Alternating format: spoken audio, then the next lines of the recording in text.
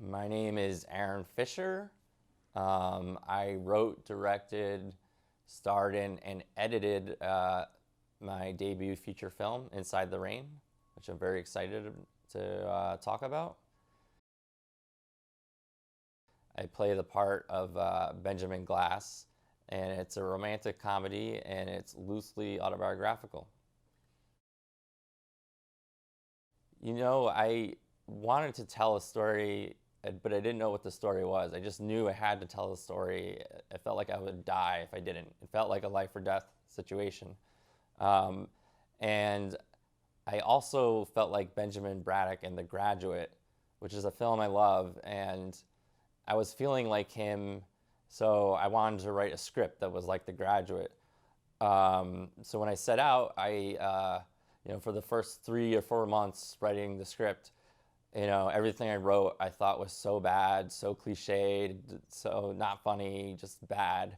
I got so depressed. I was so down on myself. I got so depressed that I literally voluntarily checked myself into a psych ward for 2 months where I did ECT, which stands for electroconvulsive therapy. It's where they shock your brain into being less depressed, and I had to do that 3 times a week for a couple months, which is not fun.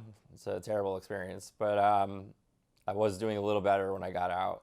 And then when I got out and I started to think about the script again, the basic idea of the hint of a premise for the movie about this school hearing that takes place hit me, and I was thinking, that's interesting, but I really don't want to write about that. And I ended up, thinking, like, I don't want to write about the most traumatic, most shameful, most embarrassing, moments of my life. Like, I didn't want to share that with everyone, honestly. But I was more committed, though, to telling a good story. And ultimately, when I was writing my story, it started to become a much better story. It became more autobiographical, and the story was much more organic, and it was starting to work.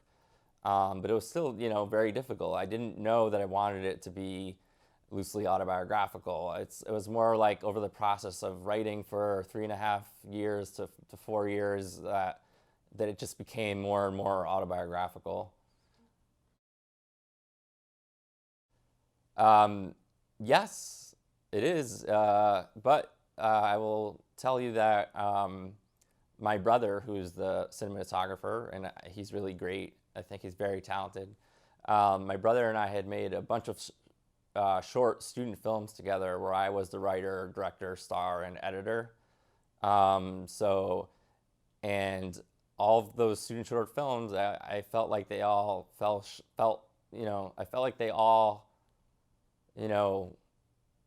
I was disappointed by all of them because there was always something wrong with it. I didn't like it, and I felt like they were all failures. And it was actually good luck because I think you learn more from your failures than your successes. So, I made every time I made a short film, it was better than the previous one, but still it was not working. And so I learned from every mistake I made, and then it prepared me to do this feature film where I was doing the writing, directing, starring, and editing, but just on a larger scale, just much more of it. Eric Roberts is so funny, man. He does this scene in his mom's garage. Um, there was so many takes that I couldn't use when it was like a master shot of both of us because I was laughing way too hard. I was like I couldn't stop laughing because every time he said something, I just cracked up. And when he started kicking the side of the garage door, I lost it. Like I couldn't. So funny. He's a zany guy, but he's really nice, and he helped us. He was, flying around the country with us to help promote the film and film festivals. And he's a lovely person, and his wife is really nice as well.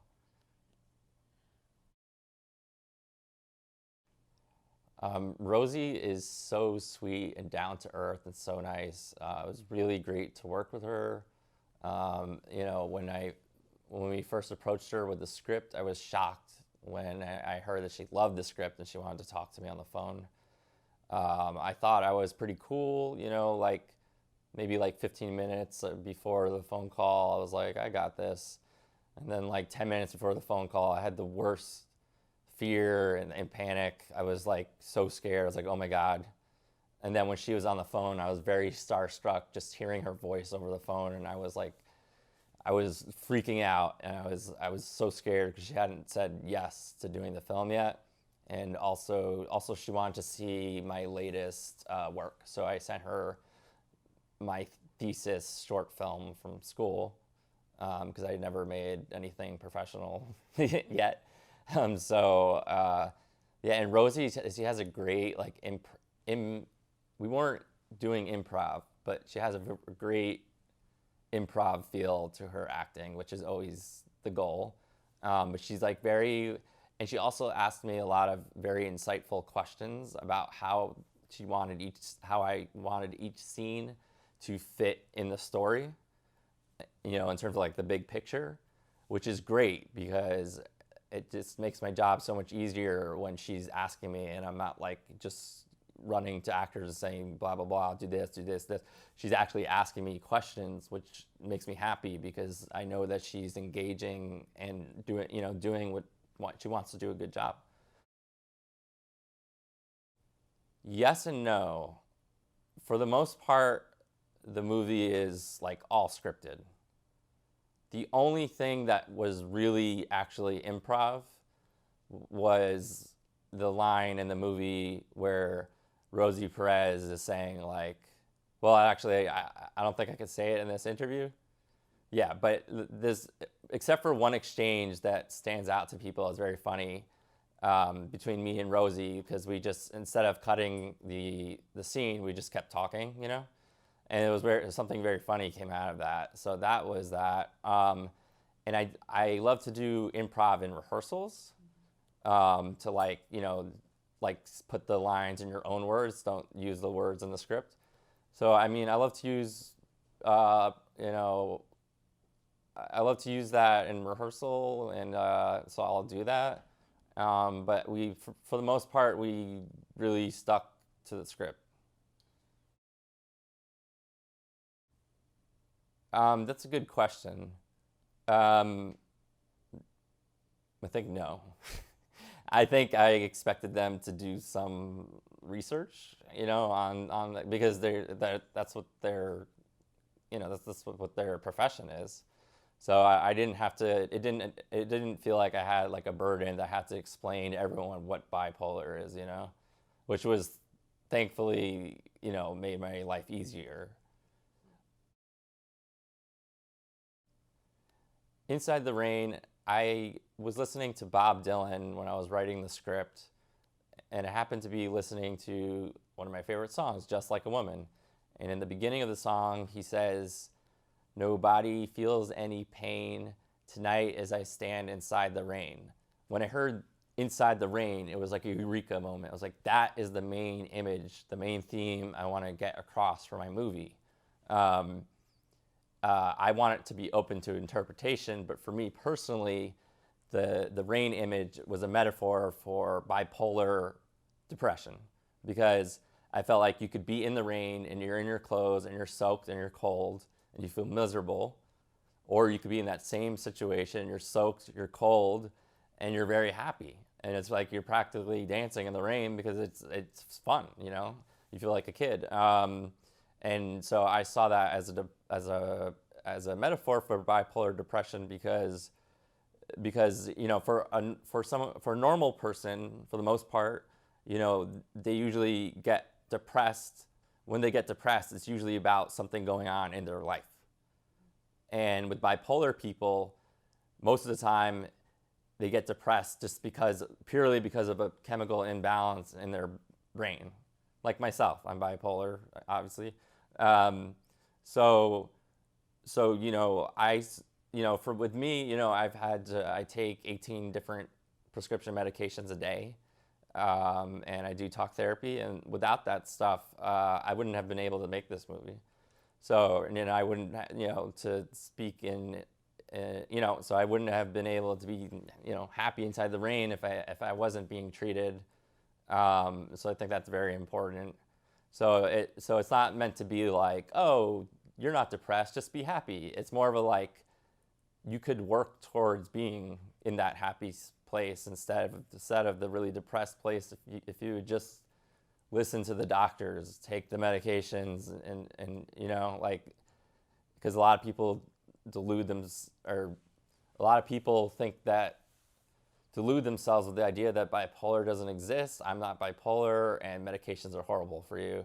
And I've seen I've had friends who have fallen into that trap, and they keep going into the psych ward over and over and over, and it's very predictable because they're miserable. So and then they get manic. So it's you know, so I'm not like trying to like push drugs on people, but I'm just saying, because a lot of people say like I should not take medications, and I'm telling them I don't like to take them. I take them because I have to, because otherwise I couldn't be productive. And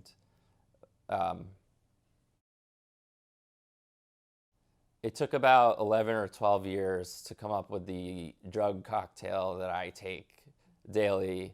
It takes a lot of trial and error because I don't think they have biomarkers yet for all these things, which in psychiatry is a problem because we don't know enough about the brain, I think, yet to actually know which pills to give.